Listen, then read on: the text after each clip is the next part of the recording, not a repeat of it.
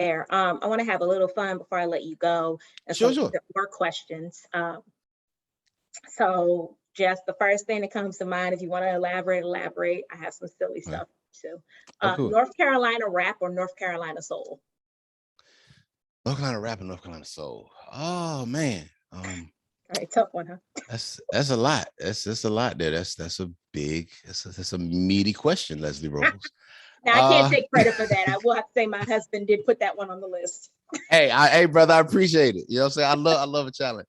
Man, I don't know if it's either or, because yeah, it's like it's so much one informs the other. So Oh, um, in terms of gospel and soul music, definitely, this is a big like gospel community. So, you got brothers like Anthony Hamilton, Hamiltones, of course, Almighty Jodeci, you know what I mean? Just, Mount Rushmore shit. Um, you know, uh, then yeah, this is, I grew up listening to gospel, like my grandmother played like gospel, Mighty Clouds of Joy, Williams Brothers, just a lot of like the quartet stuff.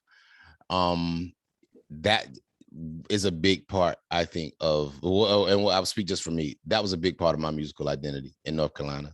Um, then you had like, you would have like bluegrass festivals and shit like that. You know what I'm saying? So you would have like, all the white folk like playing banjos and shit. You know what I mean? I went And the to shit, Kentucky and was really surprised at how dope bluegrass really is. yo, let's talk about it. Yo, it's you like, man, Yeah, this shit low key jamming. yeah, I'm definitely there with you. I was Like, yo, I'm intrigued. I'm not mad. This shit is kind of, that's what it is. So you hear that. So there's just so much music in this state. And so yeah, I think the soul aspect for me, that was where it came from. And then on the hip hop aspect, oh my God, I mean, you had like back in the day, you had uh Entice. She was a artist that was she was from Greensboro, she's from my hometown. And she had a group called Deadly Venoms. It was like her and like four other women MCs. And yeah, like she was popping. She had a joint Hush Hush Tip, keep it on the hush hush. I I'm did. like I was going like, I way remember back. Entice. Okay, I'm only 30, so I want to be clear about that. But I'm like, that name sounds. I remember Hush Hush. Yeah. This Then was I there. won't I tell mean, if you won't tell. you want to take, Yes. yes, Entice. Yeah, she's Greensboro, North Carolina, man. So yeah, we saw like a lot of people from that era. So it was like back in the day, it was like Entice. This is, hey God, this sounds like I'm talking like about civil rights, some shit. Like this is such sounds like it was a long time ago. But yeah, there was a label in Greensboro called Payroll Records. And they would put out records. They had a crew called the Busy Boys. And Will Ski was a part of that crew. Ski went on to become who we know now as Ski, you know what I'm saying, or Ski Beats. I think he refers to himself now. He's a producer that went on to produce Reason Without for Jay-Z, you know what I'm saying, did like his first singles and, and everything. And but he, Greensboro, you know what I'm saying, like Payroll Records, Busy Boys, and Supreme Not Born. I mean, that was the stuff that I was a kid listening to, like, yo, what the fuck? Like, and I would listen to the radio. They would play the records on WNAA, which was A&T's radio station. And so, it was this program they used to have called the Full Moon Block Party. And it was every night at Friday where they would just play, like from 10 to 2 in the morning, something like that. They would just play nothing but just underground hip hop. And I was 9 years old and I remember listening to it, and they would play Busy Boys, whatever. And they was like, yo, it's Payroll Records straight out of Greensboro, North Carolina. And I just remember hearing that, like, yo, like these guys are here. They're making this. Like, shit, like really? Like that was amazing to me. You know what I mean? I'm like, wow, like it's guys that are making this, right here in our backyard. And those are really formative memories for me. So yeah, hip hop, that was kind of the genesis. And then of course, you had Little Brother, you got J. Cole's, and you got everybody that came out of the state. So yeah, for me, if I got a pick, yeah, it's tough. It's tough. If you Yeah, were I on think Drink Champs, Nori would make you take a shot right now. Oh yeah, and I take a shot. I gladly take that shot, and hey, like I Yeah, move pull on. up, but I move on. But yeah, I can't pick. Yeah, literally, just one informs the other. You know what I'm Mhm. saying? I mean, a lot of rappers down here, like we grew up going to church, so you know what I mean, or we grew up hearing Lookhouse music. You know what I'm saying, which is like Southern soul and blues. So it all kind of just melts here. I guess that's the best way I can describe it. But yeah, I mean, that's kind of it. If I had to pick one, I mean, maybe I'll go with hip hop just because hip hop samples the soul. So that way I get to bring it all with it. Okay. You, Okay. you know what I mean? I get to I got it. incorporate Yeah, you do everything. get to hear it all. Okay. You know what I mean? I So see this maybe was a maybe I'll hard. go I with the see hop. this was a really, really tough one. Yeah, I had to think through that. I was like, hold on, let me process this for a moment. This is Quincy Jones or Barry Gordy? oh man, Quincy Jones or Barry Gordy. I think you're talking about two people that had two very different skill sets and two very different superpowers. Um, I think Barry Gordy, for all the things that have been said about him, and for all the crooked, alleged, crooked dealings, or whatever things have been said about him in the past. When I look at the music industry back then, I just look at people in the industry. I just look at Barry Gordy. He was a man of his time. You know what I'm saying? And being a black business owner, in the 50s, 60s, I mean, what options did you really have? You know what I mean? Like what I mean, the way that the way that businesses were treating black artists and the way record companies have been treating black artists, how did you think they were going to treat black businessmen? You know what I'm saying? You know what I mean? It's like, come on, bro. You see how they doing them. Like, how you think they gonna do me? And I'm actually trying to, they stiffen the artists and they just want to be artists. I'm actually coming in here trying to be one of y'all. How you think that shit gonna go? You know what I mean? So when I look at guys like that, and men and women from that era, I respect them for the time that they came up in. And I think Barry Gordy was a genius, and that he understood, if you want to talk about artist development, Motown wrote the book on artist development. Motown, we're talking about songwriter teams, having, rehearsing the song, and, coming in and just being able to cut. You know what I'm saying? If you read Marvin Gaye's his Divided Soul, if you read Marvin Gaye's Divided Soul autobiography that he did with David Ritz, it's one of my favorite music biographies, like, of all time. It's just You see Marvin behind me. oh yeah, already. So man, it is just a beautiful and devastating book. But Marvin talks about that, just about how, like, the Motown machine, how you had to go to, like, classes to talk, like, etiquette, and learn how to talk to interviewers. And Charlie Atkins, you had choreography that you had to learn, and you had, the songs are written for you, and all of those things. And so there's a lot to be said about Barry Gordy, and people look at him and they say, well, he was controlling, and, the Motown machine, and they looked at it, it can be viewed as a negative thing. And, particularly in the 70s, when artists wanted to take control of their music. So when you got Stevie, he wants to make Where I'm Coming From and Music of My Mind, and you got Marvin wanting to make What's Going On, you know what I'm saying? And you have these artists wanting to take control of their music, and they were able to make these brilliant, amazing albums. But I don't think those brilliant, amazing albums would have come had they not had that training in the beginning. Hey. You know what I'm saying? I mean, look, you got to give credit where it's due, and so while the Motown model, it did become kind of outdated after a while, because artists want to express themselves. I think particularly why Motown artists were able to do that was because they was going through it. They were ran through the training, that they were schooled. And so Barry Gordy, for me, just for that alone, like, just being the architect that he was in that way, I mean, that is brilliant. I mean, that is just, that has never been done since to my knowledge. I mean, you've seen variations of it, but nah, Motown is just, I mean, come on, like what are we talking about? Okay. So we're picking Genius. Barry here then. Not necessarily. Oh, Right. I think there are two things. Quincy, so Barry was like the architect in that way in terms of building the business, in my opinion. Quincy was more so of a musical architect.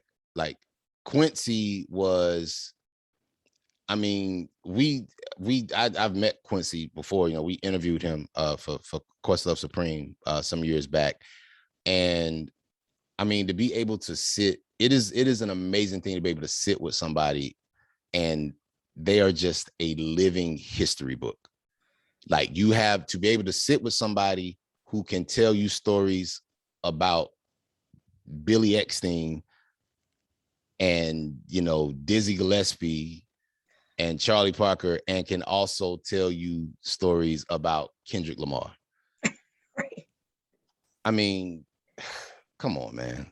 Like that is just it is just be able to sit with him. I mean, just to soak up that with. I mean, it is amazing. So yeah, I don't think in that question I would say I don't think there's an either or for that. I think those are just two giants that exist in two very different spaces, and the things that they did were very different. If I produced Thriller, like, oh God, he knew better than to give me that kind of success. You didn't maybe tell me shit. I was walking around with a t-shirt that said I produce Thriller. Like that would be my life. You know what I mean? Like I go to a restaurant, the waiter asks me what I want. I produce Like, Thriller. hi, it's Like, me. that's what the fuck. Yeah, it's me. I made Thriller. So Tay, what you working on? Thriller? you heard that Thriller? Like, Oh, man, come on. Okay. Listen. So now those are both guys, man. I can't put one of them against the other. Okay. I'm gonna give you another one you might struggle with then. Right. Questlove or Sheila E. Ah, man. Controversy. Get the content. Y'all trying to keep the contenting. I get it. Okay. Yo, so I'll start with Sheila because that'll be a quicker story. So Sheila, I've met Sheila, I think once, if I'm not mistaken. I think we played a gig together. I think I met Sheila, if I'm not mistaken. I think, but anyway, a very good friend of mine, my good friend, my sister Cy Smith, she toured with Sheila for some time, and Cy also toured with us for some years. She toured with us in Foreign Exchange, and so Cy kind of became our ambassador, the FE ambassador, you know, to Sheila. She was playing playing Sheila our records and stuff. And Sheila, like she sent me a picture one day, like she texted me and she was like, yo, check this. And it was a picture of Sheila rocking the Foreign Exchange t-shirt. Oh. And I was just like, holy shit. You know what I mean? Like that meant, you know, so much to me. I was like, wow, you know what I mean? So yeah, man, Sheila is somebody that, you know, I mean, God, glamorous life. I don't know what kid, you know, if you a man of a certain age, Leslie Rose, I'll say, men of a certain age, we all had a crush on Sheila E. We all did, you know what I'm saying? We watched Crush Groove, you know, rock, Holly, rock, everybody want Holly, rock. Like we all love Sheila E. You know what I'm saying? So I can't, you know, she will always have a place in all of our hearts. Glamorous life, just all the stuff she did with Prince, just, you know, and then, you know, her dad, like if you were a jazz head, you knew about her dad and everything. So Sheila is just incredible talent. There's nothing more to say about her. I just think Sheila's amazing. Amir Questlove. Amir is somebody who I still sometimes look at and I'm just like, bro, when do you sleep? You know what I mean? I'm like, dog, like when do you know, these things that you do? And you know, Amir is somebody who when I think of mentorship and when I think of, you know, we started off talking about, you know, horror stories in the game, you know what I mean, with ABB Records. But I think Amir is somebody, he was one of the people to show me like, listen, man, there's another way to do this. And he was a person that really kind of brought me, you know, kind of into his creative circle in some ways. And, you know, always did right. You know what I'm saying? Always did right by me. You know what I'm saying? And even now, you know, sometimes if I look at my phone and I see that I got a text from him, or we'll just be texting, we in a group chat, we just shooting the shit or whatever. You know, the 15-year-old kid in me that like cut school to go buy Italdelph Half-Life, you know what I mean? That 16-year-old kid will never not be amazed at that. That is something that the relationship that I formed with him, that's just something. It's just blossomed into a friendship and kind of mentorship in some ways that far exceeded anything that I could have ever imagined. You know what I'm saying? That someone that I looked up to, a musician I looked up to, would even see the value in what we were doing. Like, we didn't think we was on these niggas' radar. You know what I mean? So to be doing the podcast with him and just be involved in things that he's doing, that is just it's a dream come true. It's something that we never imagined. So I love Sheila E. You know what I'm saying? I always will have a light. I will keep a light, as the lady say. I'll be keeping a light for you. Mm-hmm. You know what I'm saying? You always gonna be my favorite. You always gonna be my favorite. You know what I'm saying? And to quote the great old dirty bastard, Sheila E. is great, but Questlove is for the children. All right, so Steph, we're picking Questlove. I see. Okay. I hate the shirt away. Right. But no, we actually, and the thing was, we had Sheila on the show, and that was like one of the only shows that I missed. I can't remember. I think we had I think I was either doing an LB show, or I had something to do that I couldn't miss. I've only missed a handful of QLS shows, but we had her, and I couldn't do it. And they were playing, her and Amir, they were playing drums. They were like drumming together. Wow. I was like, fuck, of all the fucking shows I had to miss, this is the fucking one. So another reason to hate touring, I see. Okay. Right? You feel me? See, if I didn't tour, I could have been kicking it with Sheila and Questlove. You know what I mean? All right. Man Child or The Deal? Man Child. Wow. Wow. I heard it. Yo, I'm a very, very big Babyface fan. So this question is incredibly important to me.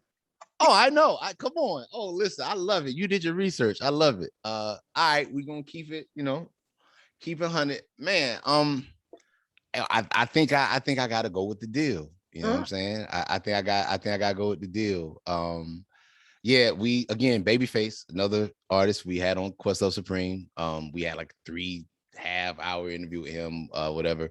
Him just breaking all that stuff down, talking about all that stuff.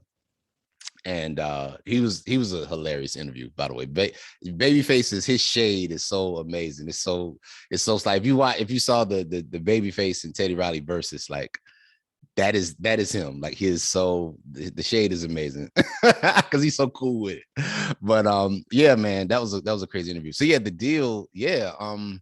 Like, I mean, God, 2 occasions. God, why am I drawing a blank all of a sudden? Shoot 'em up movies. That's like one of my favorite songs, man. I love that fucking song. I used to love that song as a kid. You know what I mean? Like, I didn't even know what the damn song was about. I was like, they shooting in the movies? Like, what is they? Okay. But I be in the car with my mama. She be playing it. I love that song. Like, I love that song. So yeah, I think I might have to go with The Deal. Man Child, the thing that's so dope about them, is that I that's one of the kind of bands I use an example when we were talking Babyface. It's people that didn't even know Man Child existed. Like, they didn't even know that was a part of his career early on. And, that's the thing that I just, kind of coming full circle to the conversation. That's the thing that I always stress with young artists, when I'm talking to them. I'm just like, listen, man, you have no idea how long a career is in this game. You know what I mean? And, one of the things that I wish someone would have told me back when I was starting out, when we did the minstrel show and it didn't go, the way we wanted, it didn't go up the way we thought it was going to go up. I felt like that was the end. I really felt like I had failed and it was the end. And I just wish, I would have had someone to tell me like, nah, bro, that's just the beginning. If you watch the Rick James documentary that's on Showtime, this is really good. I enjoyed it. I was so glad, so happy that they talked about how he had essentially 10 years of failures and failed bands and failed deals and all of those things before he even began to hit pay dirt as a solo artist on Motown. You know what I mean? And listen, that's the game. I mean, it takes, I remember I had a music teacher tell me, like, the old saying, it takes 10 years to become an overnight success. Anyone that you see popping right now, like, they have been putting in the work for years. They probably had 10 other things that failed before you saw them. So that's the thing with Manchild that I appreciate. I like turning people on to. So I'm like, yo, this, before he was Babyface, before he became like this, $1 million just, record selling just juggernaut, this was where he started. And this was a record that you probably didn't even care about, but he kept going. So yeah. But I'll go with the deal because shoot 'em up movies is my favorite. Okay. Yeah. But yeah, that record is I love that song, man. I love that record. Okay, this should be easy. Hamiltones or the Pips?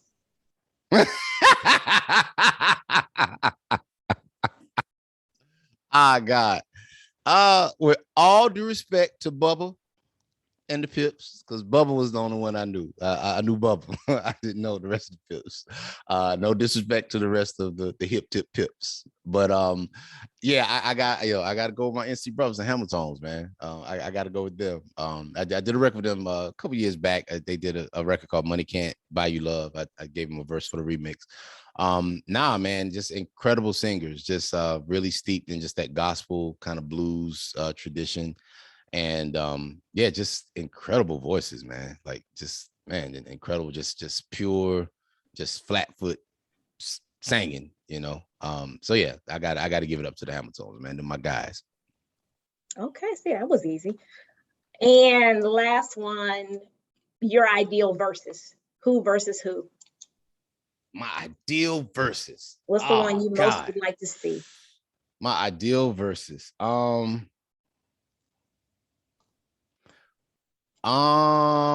I think, man, my ideal versus. I think one of them that comes to mind immediately is Eric Sermon versus DJ Quick. Who got that one? Man, listen, I'm not about to call that one early, boy. That's a woo. That is a slugfest. What? But yeah, Eric Sermon versus DJ Quick, because they were both heavily funk inspired producers, but Eric was doing it, East Coast, that was his flavor, that was his kind of his influence. But then, West Quick being like a West Coast producer, what I'm saying, and his influence. So they both got, crazy catalogs, got productions for other people. Yeah, I think Eric Sermon versus DJ Quick. That's a concert in my house. Like, that is a concert. I hadn't heard anybody call that matchup. I knew you were going to come up with one that no one has called before. I'm going to say if that happens, my money's on Quick. I know more of Eric Sermon, but I feel like Quick is gonna, if that happened, is gonna pull out stuff people did not realize he did.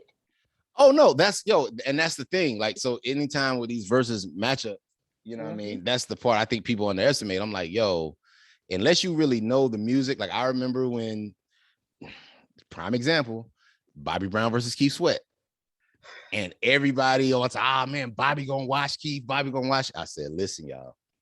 Okay, I need y'all to understand. But Bobby gonna do. I said, look, pay attention to the New Edition albums that Bobby was on. He wasn't on the one. You know what I'm saying? Like Heartbreak was the one. I'm Team Bobby. I love Bobby. I didn't think he was going to wash Keith for sure. I knew people were going to hear some things they didn't know Keith had done, but Bobby won, so we can. Really? Yes. Nah, Bobby. Come on. Yeah. Nah. Nah, Bobby it was. had it. Nah, I'm calling. I'm calling shenanigans on that. Nah, Keith won that. And listen, I'm a fan. Like, man, listen, I love Bob, New Edition, all of that. You know what I mean? That was my favorite Bobby album. Actually, was the second Bobby album, the Bobby one. That was the one for me. But but the third one. Oh, well, yeah, it was a third. Yeah, if you count King of Stage, yeah, you're right. That was technically. You did have first album. Gotta count King of Stage. Because Girlfriend was big, so we have to include it. Girlfriend did hit off, so there was a Girlfriend did rank off. Girlfriend went off. But yeah, so yeah, that was technically his third album, Bobby. But that was like that was the one I used to bump that album. I was in middle school. But but Keith was just, again, I mean, freaked me by, he got Joe Public joints, he got Silk joints, he got joints with Cut Close, you know what I mean? If you to get up on it, I mean, the pen was mean, as he said himself. Ciroc. Yeah, well, that's Ciroc, right? Okay, well, Bobby still won, but I can respect your opinion. But Bobby, Keith got that one. Sorry. Nah, Team Keith. I got to give it up for Keith.